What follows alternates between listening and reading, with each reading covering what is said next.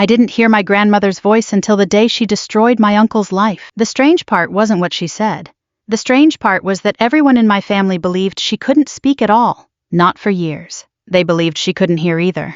So when my uncle stood in a courtroom weeks later, white as a sheet, staring at the 82-year-old woman he had abandoned like unwanted luggage, he looked as though he'd seen a ghost. But none of that would have happened if I hadn't come home that night and found her sitting outside my apartment, along with 2 old suitcases and a note that changed everything. I was exhausted when I got home. The kind of exhausted that settles into your bones and stays there. I had spent the previous 14 hours at Fort Carson dealing with personnel reviews, training schedules, and a last-minute readiness inspection that had somehow become my problem. By the time I pulled into the parking lot of my apartment complex in Colorado Springs, the sun had already disappeared behind the mountains. All I wanted was a hot shower and 6 hours of sleep before doing it all over again. Instead, I saw an elderly woman sitting outside my door. At first, I thought she was waiting for someone. Then I noticed the suitcases. 2 faded blue suitcases positioned neatly beside a folding chair. The woman sat perfectly still. Her hands rested in her lap. Her silver hair was pulled back into the same simple bun I'd seen my entire life. My heart stopped. "Grandma!" The word escaped before I could think. She looked up. The porch light reflected in her pale eyes. For a second she seemed confused. Then recognition softened her face, and she smiled. I ran toward her.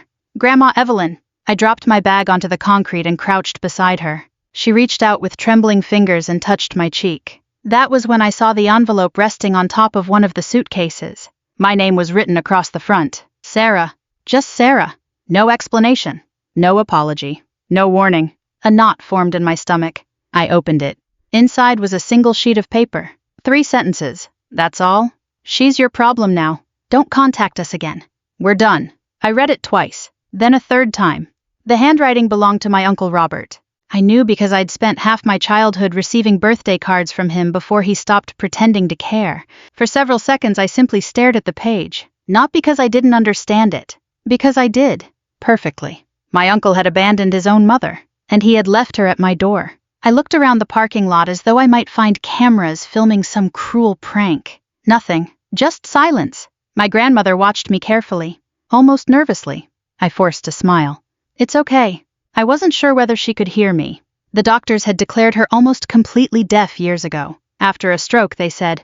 Then another health problem affected her speech. Eventually, the family stopped speaking to her altogether. They spoke around her, about her, never to her. I suddenly wondered if anyone had ever bothered trying. I pulled out my phone. Robert didn't answer. Straight to voicemail. I called again. Voicemail. I called my Aunt Linda. Blocked. I called my cousin Jason. Blocked. Every number. Blocked. My jaw tightened. Of course, they hadn't just abandoned her. They had planned it. I looked at my grandmother. She seemed smaller than I remembered. Frailer. Her coat was too thin for the evening temperature. There was a slight tremor in her hands. I felt something ugly rise inside my chest. Anger. Not loud anger. The dangerous kind. The quiet kind. The kind that settles in and waits. I stood up. "Come on, Grandma." I opened the apartment door. The place wasn't much. 1 bedroom. A tiny kitchen. A living room barely large enough for a sofa and television. I wasn't poor exactly. Army officers aren't starving. But I wasn't wealthy either. Most of my paycheck disappeared into student loans, military obligations, and helping younger soldiers when they got into trouble. Meanwhile, Robert lived in a 6-bedroom house outside Denver. Jason drove a new luxury SUV. They posted vacation photos from Hawaii and Florida every year. Yet somehow they couldn't find room for an 82-year-old woman. The thought made me sick. I carried the suitcases inside.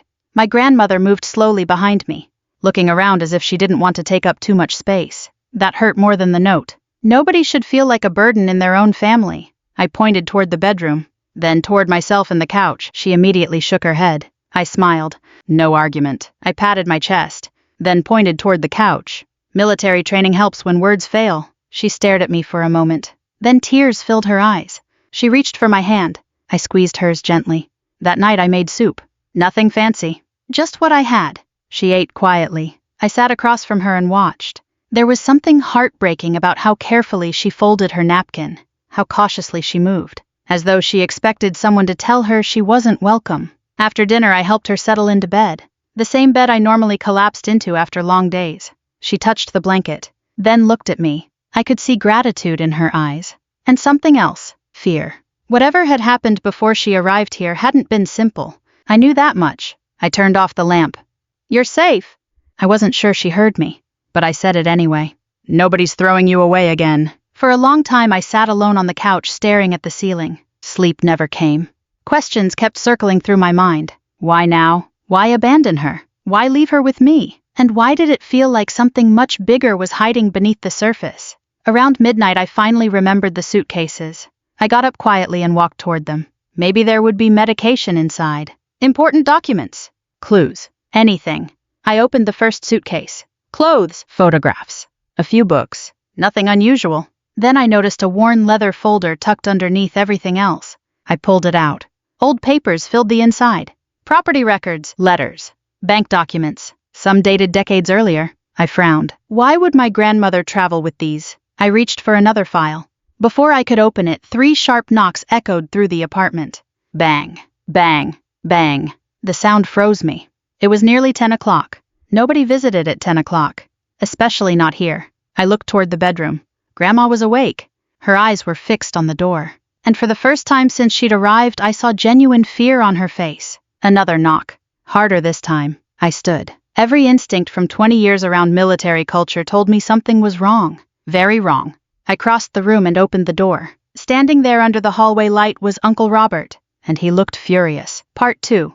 The papers he wanted her to sign. For a moment neither of us spoke. Robert stood in the doorway wearing an expensive winter coat that probably cost more than my monthly grocery budget. His silver SUV was visible through the parking lot lights behind him. Everything about him looked polished, successful, respectable. The kind of man strangers trusted immediately. The kind of man who knew exactly how to weaponize that trust. His eyes moved past me and landed on my grandmother. I saw the tension leave his shoulders. Not relief. Calculation. The same expression I'd seen on senior officers during difficult negotiations. He was evaluating the situation, looking for an advantage. "Sarah," he said finally. I didn't move. "What do you want?" His jaw tightened. "I came to check on Mom." I almost laughed. The audacity of it was unbelievable. "You left her outside my apartment." His face remained perfectly calm. "I knew you'd take care of her." I stared at him. There are moments when a lie is so ridiculous that arguing becomes pointless. This was one of them. Behind me, Grandma Evelyn remained seated on the edge of the bed, watching, listening, or at least appearing to listen. Robert stepped forward. I blocked the doorway. "Move." "No." His smile vanished. "Sarah, don't make this difficult." "Then tell me why you abandoned your mother." His eyes flickered away for half a second. "A mistake. People rarely look away when they're telling the truth." Things became complicated. Complicated. I hated that word. People used it whenever they wanted to avoid responsibility. Divorces were complicated. Business deals were complicated. Leaving an elderly woman on someone's doorstep was not complicated. It was cruel. "You're not coming in." For a second I thought he might push past me. Instead, he reached into his coat and pulled out a thick manila envelope. "I need her signature." There it was. The real reason he had come. Not concern. Not guilt. Paperwork. I folded my arms. "What kind of paperwork?" "It's family business." "Then explain it." His expression hardened.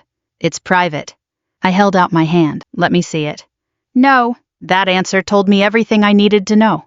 People hiding nothing don't refuse basic questions, especially when legal documents are involved. I glanced back at my grandmother. She was staring at the envelope, and suddenly she looked terrified. Not confused, not lost. Terrified. Every alarm bell in my head started ringing. Robert noticed it too. His eyes narrowed. "Mom?" He stepped sideways, trying to see around me. "Just sign the papers and we can all move on." Grandma lowered her gaze immediately, like someone expecting punishment. Something about that crushed me. I had seen frightened young soldiers, abused spouses, victims of intimidation. The look was always the same, and now I was seeing it in my 82-year-old grandmother. "No." The word came out sharper than I intended. Robert turned back toward me. "No." No lawyer. I pointed toward the envelope. "No explanation." I stepped closer. "And absolutely no signatures." For several seconds we stared at each other. Then something ugly flashed across his face. Gone almost immediately. But I saw it. Anger. Real anger. Not because he cared about my grandmother. Because I was interfering. "You think you're smarter than everyone else because you're in the army." I smiled slightly. "No." His nostrils flared. I think people should understand documents before signing them. His hand tightened around the envelope. Then, unexpectedly, he laughed. A short, humorless laugh. You've always been dramatic. Always. That word caught my attention. Robert barely spoke to me growing up. He certainly wasn't around enough to know what I'd always been. He was trying to establish authority. Trying to place me back into the role of child. It wasn't going to work. I'm not signing anything. I pointed toward the parking lot. Leave. His eyes narrowed. For a moment I thought he might refuse. Then he looked past me again, at my grandmother, and something silently passed between them. I couldn't identify it. Fear on one side, frustration on the other. But it wasn't normal. Not even close. Finally he turned around. This isn't over. I watched him walk away. The SUV disappeared into the darkness minutes later. Only then did I close the door. The apartment felt strangely quiet. I turned toward my grandmother. She was trembling. Not violently. Just enough to notice. I sat beside her. It's okay. She looked at me. Then toward the door. Then toward the envelope Robert had briefly displayed. Whatever those papers were, she understood them.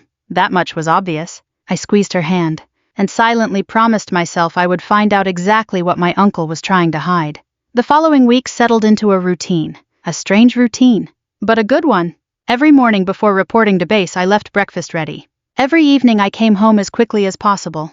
We developed our own ways of communicating. Simple gestures, written notes, expressions, patience. A surprising amount of patience. I learned that my grandmother still loved crossword puzzles. She loved old Western movies. She hated overcooked vegetables.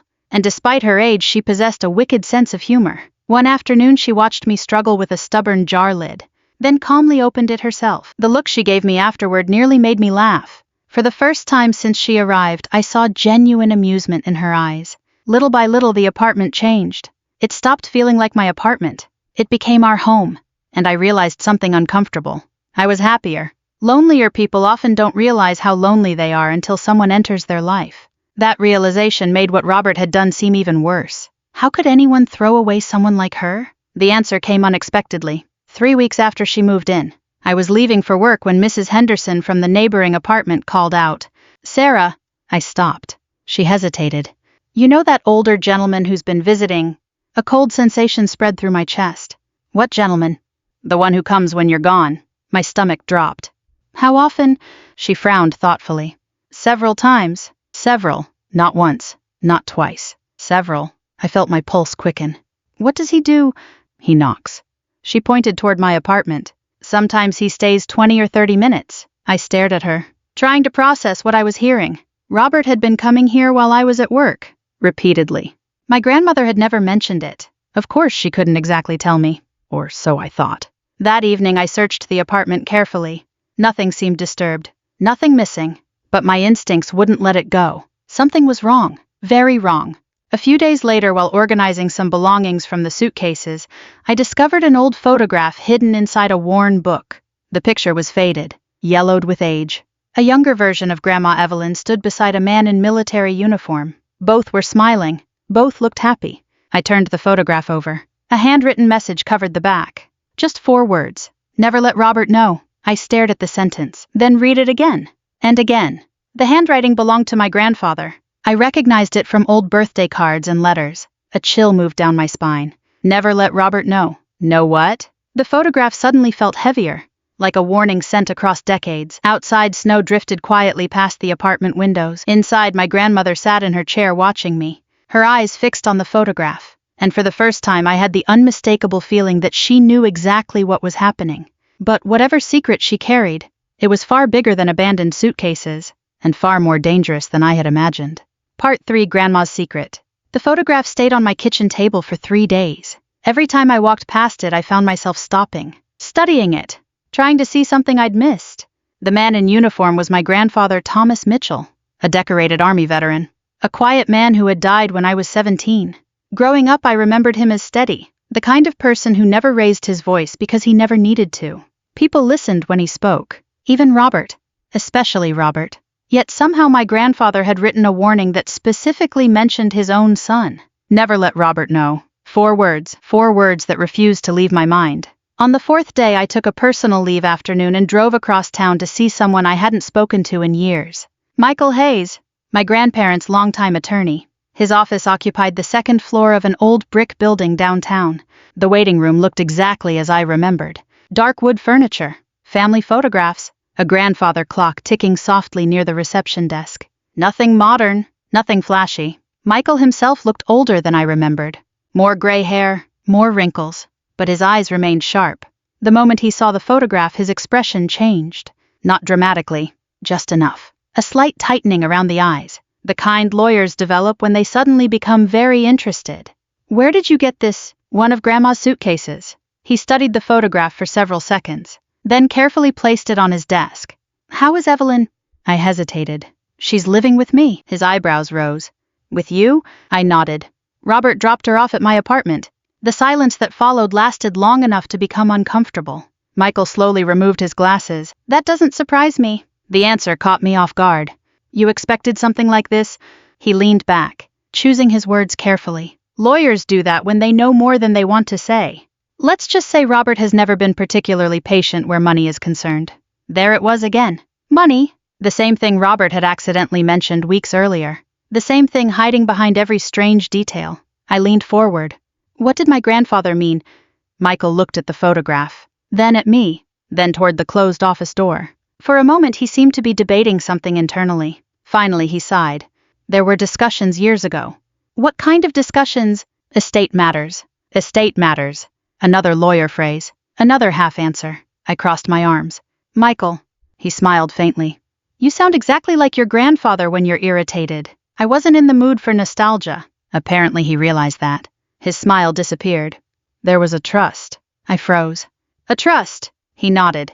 "Your grandfather established several financial protections before he passed away." My pulse quickened. "How much?" "I don't know the current value." That answer sounded genuine. "What happened to it?" Michael's expression darkened. "That's the problem." I waited. "The original documentation disappeared." My stomach tightened. "Disappeared." He nodded. "Only Evelyn knew where certain records were kept." For several seconds neither of us spoke. Suddenly dozens of scattered details began connecting. The abandoned grandmother.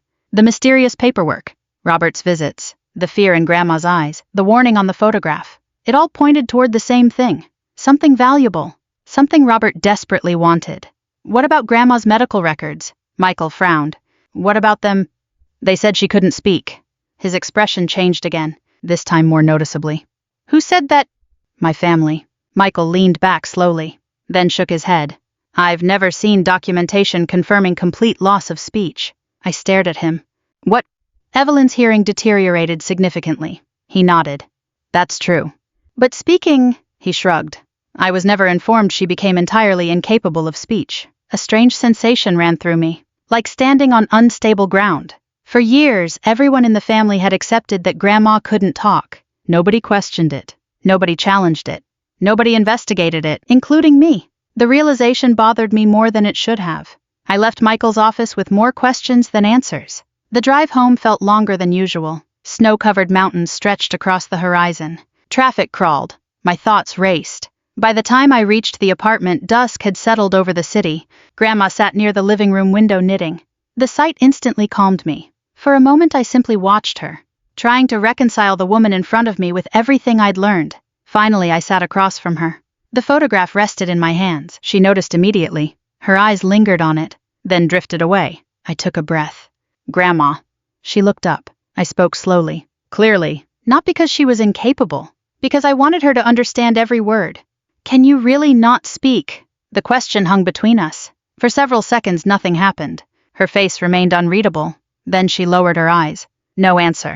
No reaction. Nothing. I immediately felt guilty. Like I'd asked something unfair. Something invasive.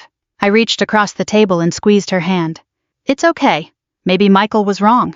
Maybe there were details nobody knew. Maybe I was chasing ghosts." That night I convinced myself to stop overthinking. The next morning I returned to work. The following 2 days passed normally.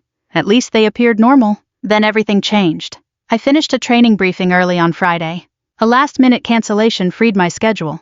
For once I was heading home before sunset. I remember feeling almost cheerful. That feeling lasted exactly 30 seconds. The moment I stepped into the apartment hallway I heard voices. My apartment door wasn't fully closed. It stood slightly open. My heartbeat accelerated. Instinct took over. Years of military training sharpened my focus instantly. I moved quietly, carefully, one step at a time. Then I heard Robert. Just sign it. The anger in his voice was unmistakable. I reached the doorway, looked inside, and froze. My grandmother sat at the kitchen table. A stack of documents lay in front of her. Robert stood beside her, holding a pen. His face was red, frustrated, desperate. Nobody needs to know. His voice dropped lower. You owe me this. I felt something snap inside me. Get away from her.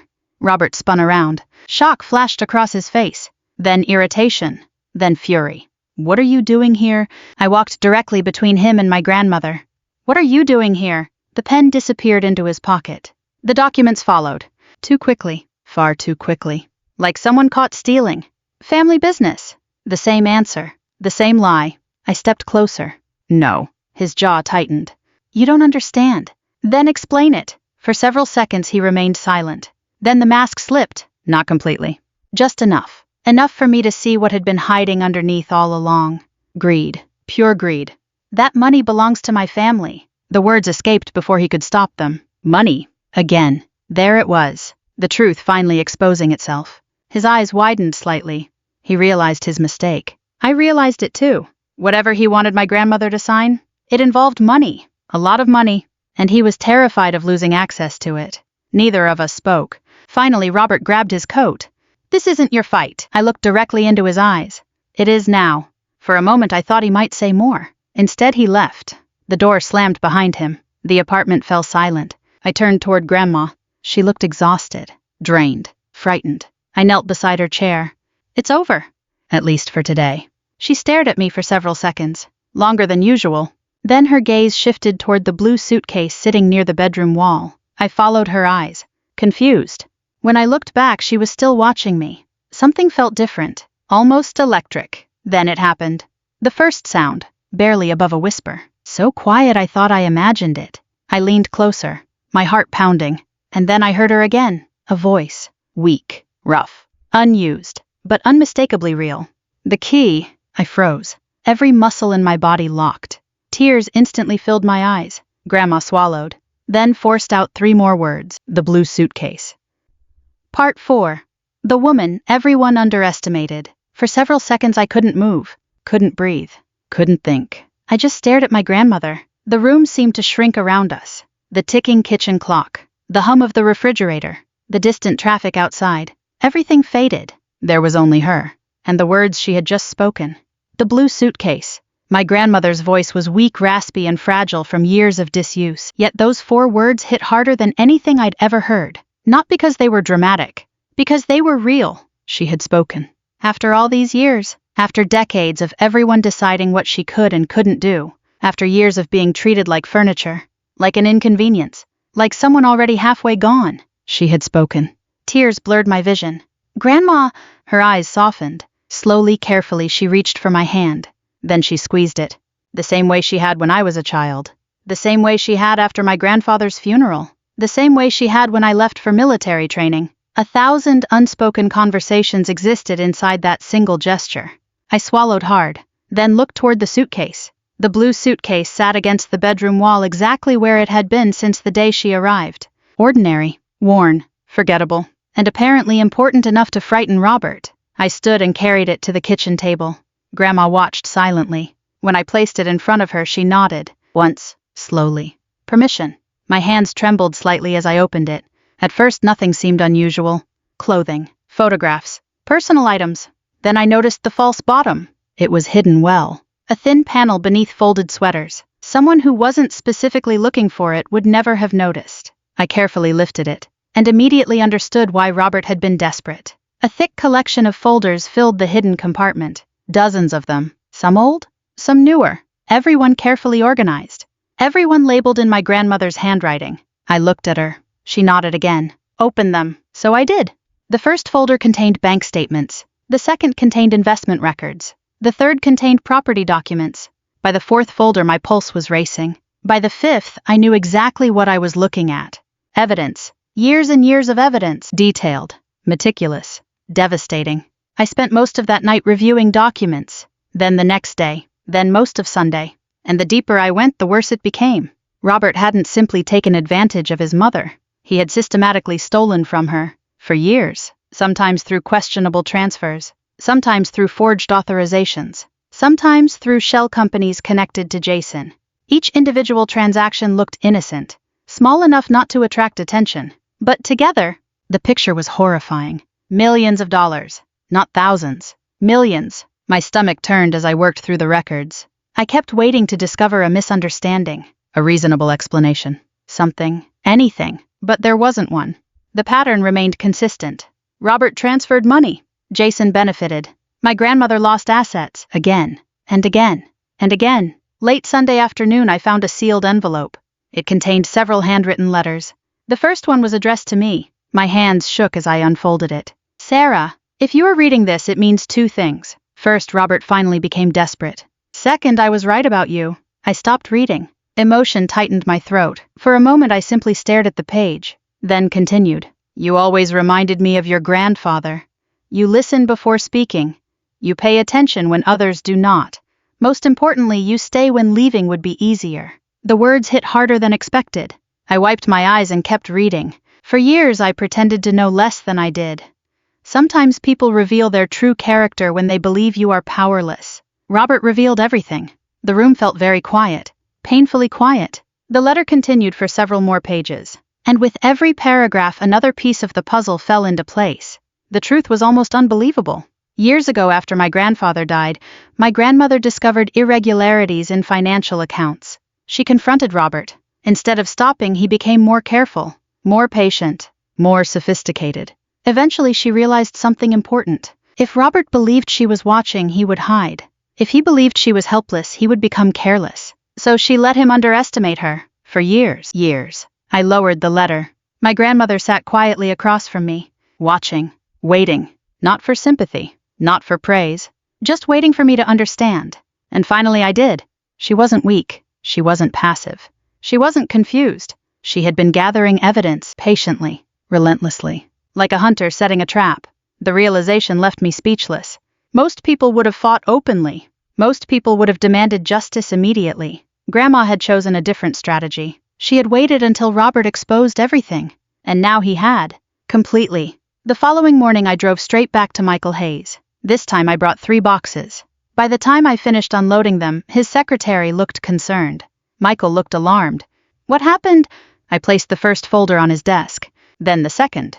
Then the third. His expression changed within minutes. The longer he reviewed the documents, the more serious he became. Finally, he removed his glasses, exhaled slowly, and looked directly at me. Good Lord. That wasn't the reaction I wanted. But it was probably the reaction I expected. How bad is it? Michael leaned back. For several seconds, he simply stared at the paperwork. Then he answered. Worse than I imagined. I sat quietly, waiting. He tapped several documents. These records establish a pattern. Another tap. These establish intent. Another. These establish fraud. I swallowed. How much? He calculated briefly. Then gave me a number. I felt physically ill. More than $3 million. $3 million. The figure seemed unreal, almost impossible. Yet the documents supported every dollar. Michael closed the final folder. Robert is in serious trouble. For the first time since this nightmare began, I felt something resembling hope. Not revenge. Not satisfaction. Hope. Because for once the truth wasn't hidden. It was documented, recorded, proven. And facts are stubborn things, especially in court. The legal process moved faster than I expected. Much faster. Within days, formal filings were underway. Emergency motions followed. Financial reviews began. Investigators became involved. And suddenly the people who had ignored my grandmother for years were paying very close attention. Robert called repeatedly. I never answered. Jason left messages. I deleted them. Aunt Linda sent 3 emails. Unread. For the first time they were frightened. Not because of me. Because of evidence. Evidence they couldn't explain away. Then 1 week later everything changed again. A courier arrived at Robert's home. He signed for the package personally. Inside was a court summons, along with formal notice of civil action. According to Michael, Robert initially laughed. Actually laughed. He assumed I was behind it. He assumed an angry niece had decided to cause trouble. Then he reached the final page and saw the name of the plaintiff. The laughter stopped. Because the lawsuit wasn't filed by Sarah Mitchell. It wasn't filed by Michael Hayes. It wasn't filed by any government agency. The person bringing the case was the one person Robert had spent years underestimating. The woman he believed couldn't hear him, couldn't understand him. couldn't fight back. Evelyn Mitchell, his mother. Part 5. Grandma finally spoke. The courtroom was quieter than any church I'd ever entered. Not because it was empty, because everyone was waiting for something they couldn't quite define. The hearing had attracted more attention than anyone expected. Financial investigators filled several rows. Attorneys shuffled documents across polished tables. Reporters sat near the back after learning that millions of dollars and years of alleged fraud were involved. And at the center of it all sat my grandmother, Evelyn Mitchell, 82 years old, small, silver-haired, wearing a simple navy dress she had owned for years, looking at first glance like the least powerful person in the room. That illusion lasted exactly 30 minutes. I sat beside Michael Hayes at the plaintiff's table. Across the room, Robert stared straight ahead. His confidence looked forced now, fragile. The man who had swaggered through life believing he controlled every situation was beginning to understand something terrifying. Control is easy when nobody knows the truth. The moment the truth surfaces, everything changes. Jason sat behind him, pale, restless, constantly checking his phone. Neither of them looked anything like the people who had blocked my number after abandoning Grandma outside my apartment. Now they looked worried, very worried. The judge entered. Everyone rose. The hearing began. For nearly an hour, attorneys reviewed financial records, transfers, property documents, and corporate filings. Robert's legal team tried to explain the transactions, tried to portray them as misunderstandings, family arrangements, accounting errors. But every explanation seemed weaker than the one before, because facts have weight, and the evidence Grandma had collected weighed a great deal. Still, Robert held on to one final hope. I could see it. He believed his mother would never testify, even if she appeared in court. Even if she sat in the witness chair, even if she wanted justice, he believed she couldn't speak. The same mistake he had been making for years. Eventually, Michael stood. Your Honor, the plaintiff would like to testify. A ripple moved through the courtroom. Robert's attorney immediately objected. Michael calmly responded. The judge reviewed several documents, then nodded. Mrs. Mitchell may take the stand. I helped Grandma walk forward. The room watched. Every eye followed her. Every whisper stopped. I could feel Robert staring. Probably wondering why we were bothering. Probably expecting silence. Probably expecting weakness. Grandma settled into the witness chair. The judge smiled politely. Mrs. Mitchell, do you understand why you're here today? For one heartbeat, nothing happened. Then Grandma lifted her head and spoke. Yes, Your Honor. The effect was immediate. The courtroom froze. A reporter dropped a pen. Someone gasped. Jason's mouth literally fell open. But nobody looked more shocked than Robert. The color vanished from his face. His hands tightened around the edge of the table.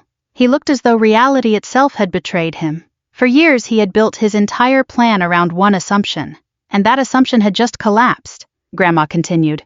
Her voice wasn't strong. It wasn't dramatic. It didn't need to be. Truth rarely needs theatrics. I understand exactly why I'm here. Silence. Absolute silence. Then Michael began asking questions. Carefully, methodically, patiently. Grandma answered everyone. She explained how she discovered missing funds after my grandfather's death. She described confronting Robert. She explained why she began documenting transactions, why she copied records, why she preserved letters, why she kept decades of evidence. Then came the question that changed everything. Mrs. Mitchell, Michael asked, why did you pretend not to understand what was happening? Grandma looked directly at Robert, not with hatred, not even with anger, just sadness, deep sadness. The kind only family can create. Because he was my son. The room remained silent. He already knew how to lie. Her voice trembled slightly. He already knew how to steal. She paused. But I wanted to know how far he would go. Robert lowered his eyes. For the first time he couldn't look at her. Grandma continued. When people think you are powerless, they stop hiding who they really are. I felt chills run through me. Because she was right. Completely right. Robert hadn't exposed himself because someone caught him. He exposed himself because he believed nobody was watching. The testimony continued for nearly 2 hours. Every answer strengthened the case. Every document matched her account. Every timeline aligned. Eventually, even Robert's attorney looked defeated. The outcome was becoming unavoidable. Near the end of the hearing, the judge reviewed the evidence one final time. The courtroom waited. The silence felt endless. Then the judge spoke. His words landed like thunder. Asset freezes. Financial recovery proceedings, expanded fraud investigations, additional reviews involving associated companies. Several findings were referred for further legal action. Each announcement drained more color from Robert's face. Jason looked ready to collapse. The hearing ended shortly afterward. People began filing out. Reporters rushed toward the doors. Attorneys gathered paperwork. Conversations erupted throughout the room. Yet amid all the movement, I noticed something unexpected.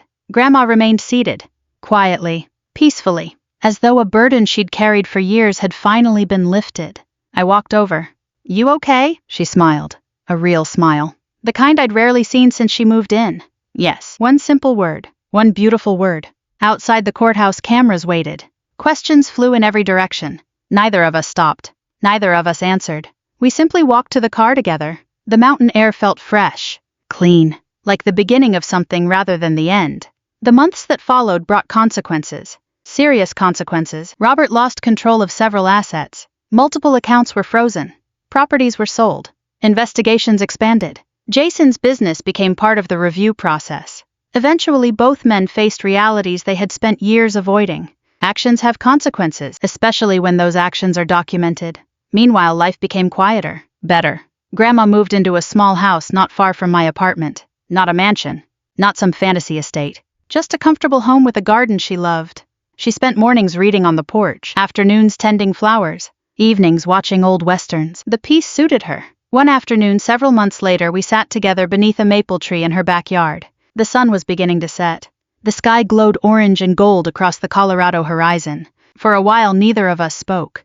We didn't need to. Then I asked the question that had been living in my head for months. "Why didn't you tell me sooner?" Grandma smiled, a small smile. Thoughtful, patient. The kind grandparents save for important moments. Then she looked toward the garden. "I was waiting." "For what?" She turned toward me. Her eyes shimmered slightly. "To see who stayed." The answer hit harder than anything I'd heard during the trial. Not because it was dramatic. Because it was true. People often claim they love you. But real love reveals itself when helping becomes inconvenient. When sacrifice becomes necessary. When there is nothing to gain. Everyone in our family had made a choice. Robert chose money. Jason chose comfort. Others chose silence, and somehow, despite having the smallest apartment and the fewest resources, I had chosen to stay. Grandma squeezed my hand. "Now I know." I couldn't speak for a moment. The sunset painted everything gold around us. The garden, the porch, the woman who had survived betrayal without becoming bitter. Eventually I smiled, and squeezed her hand back. Because after everything that had happened, one truth remained. Family isn't defined by who shares your blood. Family is defined by who stands beside you when everyone else walks away. And sometimes the quietest person in the room ends up speaking the loudest truth of all. If this story touched your heart, I'd love to hear your thoughts. Have you ever discovered who truly cared about you during a difficult time? Leave a comment below and tell me where you're watching from. We share stories like this every day, stories about family resilience, courage, and justice. So if you'd like more journeys like this one, be sure to subscribe and join us. Until next time, take care of the people who stay, because they're the ones who matter most.